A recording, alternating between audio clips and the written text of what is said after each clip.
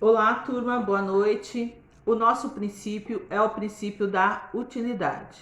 Esse princípio surgiu a partir do movimento utilitarista em fins do século XVIII e começo do século XIX. Alguns filósofos, teóricos partilhavam das mesmas teorias.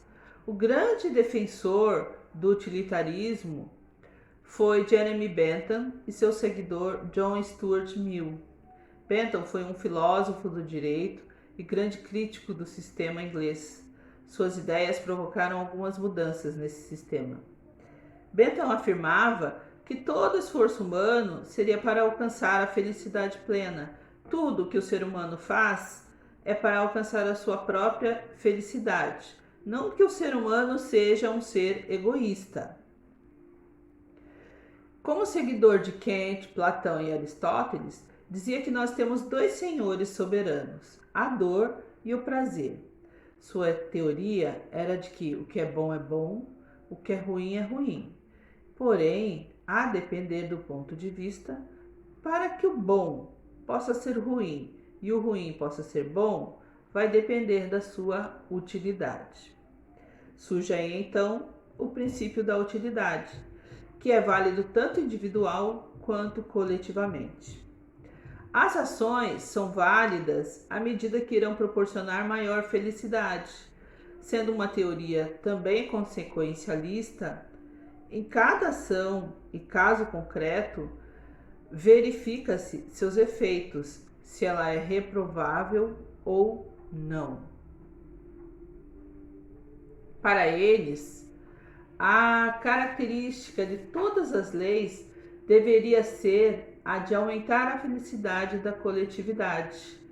Tudo que a diminuía deveria ser evitado. Então, a punição só se aplicaria, só seria admitida em alguns casos. Primeiro caso, quando não houver motivo para a punição, ou seja, quando não houver nenhum prejuízo a evitar, pelo fato de que o ato em seu conjunto não ser pernicioso. Segundo caso, quando a punição só pode ser ineficaz, ou seja, quando a mesma não pode agir de maneira a evitar o prejuízo. Terceiro caso, quando a punição só pode ser útil ou inútil ou excessivamente dispendiosa. Isto aconteceria em caso de o prejuízo produzido por ela ser maior do que o prejuízo que se quer evitar. Quarto, quando a punição for supérflua, o que acontece quando o prejuízo pode ser evitado, ou seja, cessar por si mesmo, sem a punição, ou por um preço menor. Ao nosso princípio, se aplica o terceiro caso, quando a punição só pode ser inútil ou excessivamente dispendiosa. Isto aconteceria em caso de o prejuízo produzido por ela ser maior do que o prejuízo que se quer evitar. Bom, mas sobre o nosso princípio, eu vou deixar para a nossa colega Cíntia explicar para vocês. Bom, primeiramente, boa noite a todos, boa noite, professor. O meu nome é Cíntia. O nosso grupo ficou responsável por falar a respeito do princípio da utilidade na execução. A Claudete começou falando a respeito da utilidade do ponto de vista filosófico, das ideias do Jeremy Bentham, né, em contrapartida do seu seguidor Stuart Mill. Eu vou falar um pouquinho para vocês a respeito do princípio da utilidade na execução. O que é execução? Execução é sinônimo de pagamento. A partir do momento em que o devedor não efetua esse pagamento, né, não paga a sua dívida de forma voluntária, né, por conta própria, ocorrerá a execução forçada. No processo de conhecimento, o fato se transformará em direito. E no processo da execução, esse direito será posto em prática. A partir disso, os princípios eles se tornam de suma importância porque eles vão embasar o ordenamento jurídico. Eles vão fazer com que o processo ele ocorra da forma mais justa possível, desde o processo de conhecimento até a liquidação de sentença. Pelo princípio da utilidade, o processo de execução ele deve trazer um proveito útil ao credor. Ele não deve servir de mera ferramenta de vingança, de empobrecimento do devedor, porque isso não trará nenhum benefício ao credor. E a doutrina afirma que a tutela executiva deve ter a máxima utilidade, estabelecendo mecanismos processuais que possibilitem a satisfação dos interesses do credor, com a entrega de situação similar ou idêntica àquela almejada.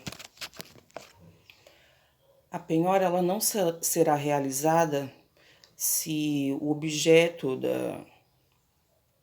caso seu objeto seja apenas para pagar as custas processuais, porque isso não irá trazer nenhum benefício para o credor. Inclusive, o objeto dessa penhora não deve ter preço vil, que é aquele inferior a 50% do valor do patrimônio. Ou seja, se o juiz não estipula o valor, ou se esse valor também não é estipulado em edital, ele não poderá ser menor que 50% do valor do patrimônio. E esse princípio ele impede também que sejam aplicadas as astreintes, que são aquelas multas que forçam o devedor a quitar a sua dívida, né? Caso o juiz ele perceba que o cumprimento da obrigação se tornou impossível e prejudicará o executado e não trará proveito útil ao credor. Então, nesse caso, as astreintes poderão ser suspensas, né, ou excluídas do processo. As medidas de coerção proporcionadas pelo magistrado devem ser úteis e adequadas, visando induzir o devedor a cumprir a obrigação. Não deve impor medidas de pressão quando verificar que o cumprimento da obrigação é impossível ou excessivamente oneroso. Ou seja, um pintor, por exemplo, que teve os seus 2 braços quebrados, ele está impossibilitado de fazer uma obra de arte, por exemplo. Então, nesse caso, o juiz, ele não imporá mais essa obrigação. Então, o princípio da utilidade ele é basicamente isso, que a execução ela não deve servir de mero instrumento de empobrecimento do devedor, ela não deve ser um instrumento de vingança, né? Ela tem que trazer algum benefício útil ao credor. Ela esse princípio pode ser visto como um desdobramento do princípio da menor onerosidade. Então, quem vai falar um pouquinho a respeito do desdobramento do princípio da utilidade e do princípio da menor onerosidade é o nosso colega. Boa noite a todos, professor, alunos aqui hoje presente nessa apresentação de seminário. A minha parte do trabalho hoje eu vou falar com relação ao princípio da utilidade e versus o princípio da onerosidade. Eu acho muito válido salientar que eu não vou me aprofundar com relação ao princípio da onerosidade por ser tema pertinente à apresentação de outro grupo. Mas o que se faz necessário é a sua menção dentro deste trabalho. Por quê? Porque o princípio da utilidade, ele em muitos dos casos acaba por ser confundido com o princípio da onerosidade, por serem 2 princípios que se relacionam com o devedor. Porém, o princípio da utilidade ele está mais voltado para a questão da execução propriamente dita, o que já não ocorre com o princípio da onerosidade, onde ele observa mecanismos que podem satisfazer aquela execução. O princípio da onerosidade ele procura formas diversas que sejam menos danosas ao devedor, e que não traga nenhum prejuízo ao devedor, mas que seja satisfeita aquela execução, o que já não ocorre no princípio da utilidade, onde o princípio da utilidade ele vai visar não trazer um prejuízo para o devedor, mas ele não se relaciona ao bem e nem com as formas da execução. e sim ele visa ver onde cada ato da execução seja realmente necessário, onde cada ato da execução seja realmente válido para que não traga nenhum prejuízo nem para o devedor nem para o credor. Ou seja, ele é um princípio que se relaciona com os dois polos da relação processual. Porque é justo você dar a quem de direito, no caso, quem realmente foi vitorioso da ação, o que lhe é de direito.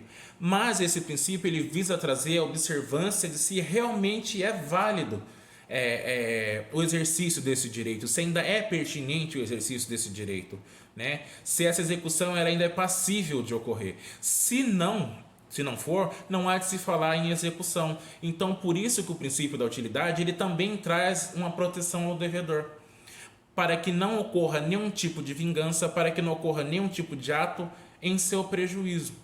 Mas ele também não extingue o direito do credor de receber o que lhe é de direito, mas ele observa essas questões que se fazem necessárias dentro do processo de execução. A fim de tentar elucidar um pouco mais o que seria o princípio da utilidade, eu peguei o exemplo do livro O Caso dos Exploradores de Caverna, onde são 5 personagens que ficam perdidos dentro de uma caverna e um deles é sacrificado para servir de alimento aos demais que ali estão presentes. Mas o que isso tem a ver? Com relação ao sacrifício deste elemento, né, desse elemento fictício dentro da história, com relação à manutenção da vida dos demais que estão ali presentes.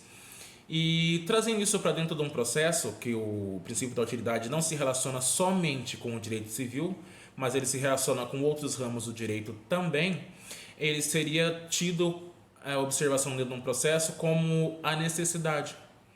Dentro de um processo, essa questão ela seria observada com relação à necessidade que aqueles indivíduos tiveram em cometer aquele ato, podendo ser utilizado até mesmo como um mecanismo de defesa dentro dos atos processuais. Então, assim, dentro de um processo de execução, quando a gente fala do princípio da utilidade, nós temos que visar essa necessidade, temos que observar se ainda existe a pertinência daquela execução. Caso não exista, não podemos mais falar em execução, para que não seja corroborado nenhum tipo de prejuízo para o devedor. E com isso eu encerro a minha parte. Boa noite a todos e passo a minha palavra para o próximo integrante do grupo. Olá, boa noite a todos. Meu nome é José Carlos e eu irei falar sobre a efetividade do princípio da utilidade. O primeiro que eu irei falar sobre são as astrientes, ou previsão de multa diária. As astrientes consistem em uma multa diária imposta ao devedor, fixada na sentença judicial ou no despacho de recebimento da inicial, relativa à obrigação de fazer ou não fazer. A astriente tem por finalidade constranger o devedor para fazê-lo cumprir o estipulado na decisão judicial ou no título. O artigo 814 do CPC diz que, na execução de obrigação de fazer ou não fazer, fundada em título extrajudicial, ao despachar a inicial, o juiz fixará a multa por período de atraso no cumprimento da obrigação e a data a partir da qual será devida. Agora, ele irá falar sobre a execução provisória, ou cumprimento de sentença provisória. A execução provisória é a produção antecipada de efeitos de uma decisão de um objeto de recurso recebido só no efeito devolutivo sem o suspensivo. Essa sentença pode produzir efeitos de execução instantaneamente se o credor requerer a execução provisória. Essa execução ocorre antes da coisa julgada. A decisão que é provisória exatamente por depender de recurso. Mas a execução provisória só é possível diante de títulos executivos judiciais. Diante de títulos judiciais, a execução será provisória antes do trânsito e definitiva depois do trânsito. Se o título for extrajudicial, não existe execução provisória, ela sempre vai ser definitiva. Agora, passando para o próximo, que é a antecipação de tutela. A antecipação de tutela autoriza o juiz ao conceder ao autor um provimento imediato que, provisoriamente, lhe assegure o bem jurídico a que se refere a prestação do direito material reclamada da inicial. Basicamente, a antecipação de tutela serve para assegurar o bem do autor caso esteja em perigo de dano ou esteja correndo algum risco ao resultado do processo. Passando para o próximo, nós temos a sanção de devedor que age deslealmente. A sanção de devedor, ela é uma multa aplicada ao devedor que age deslealmente contra a execução e contra o exequente ou acaba praticando algum ato atentatório à dignidade da justiça. Essa multa ela vai ser em um montante não superior a 20% do valor atualizado do débito em execução. E o valor dessa multa será revertida em um proveito do exequente, sendo exigível nos próprios autos do processo, sem prejuízo de outras sanções de natureza processual ou material. Agora, o último que eu irei falar é sobre o arresto. O arresto nada mais é do que uma apreensão judicial dos bens do devedor que podem ser posteriormente reivindicados para o pagamento de uma dívida comprovada. Ele visa prevenir o perecimento da coisa e impedir que o devedor, a fim de isentar-se da obrigação, aliene os bens que o possui e ou transfira-os para o nome de terceiros. Para o arresto ser concedido, é indispensável que o credor apresente uma prova literal da dívida e certa, como também uma prova documental da intenção do devedor em não cumprir com a sua obrigação. O que eu ia falar era isso. Muito obrigado. Eu vou passar a palavra para o próximo colega. Boa noite.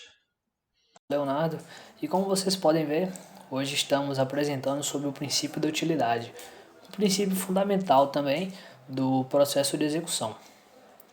Eu e a minha colega Solana vamos citar duas jurisprudências, dois julgados. Eu vou falar sobre um agora e logo mais ela falará sobre o outro.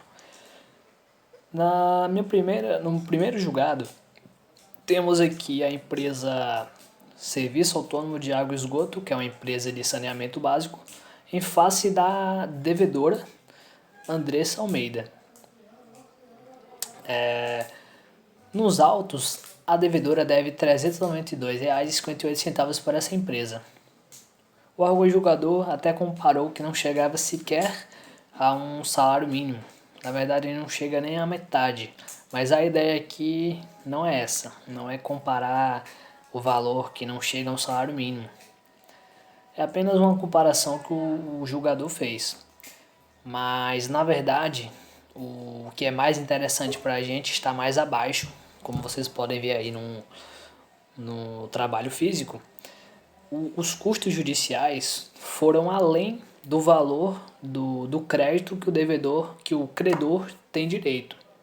Ou seja, o princípio da utilidade é isso. Ela vem com a contraproposta. Não é só o castigo para o devedor, mas a felicidade do credor. Ele não vai receber qualquer quantia, entende? A quantia já vai meio que abater no processo, além dele ter que pagar o que sobrar das custas judiciais. Vou falar um simples conceito aqui para vocês entenderem melhor. A execução referente a valor insignificante não deve ser levada adiante em virtude do princípio da utilidade do processo executivo. É que a execução deve se revestir de alguma utilidade ao credor. Vocês entenderam? Não se permitindo sua transmutação em simples castigo ao devedor. Ou seja, não basta que ele tenha só a vontade de magoar ou de castigar o devedor. Ele tem que ser ressarcido também do valor que ele está pedindo. Com isso, eu espero que vocês tenham entendido um pouco. Vou passar a palavra agora para a nossa colega Solana e ela vai citar uma dos julgados. Muito obrigado.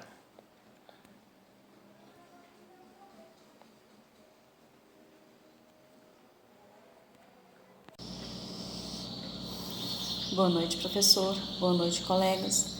Eu vou falar sobre um julgado da 8ª turma especializada do TRF2 do Rio de Janeiro.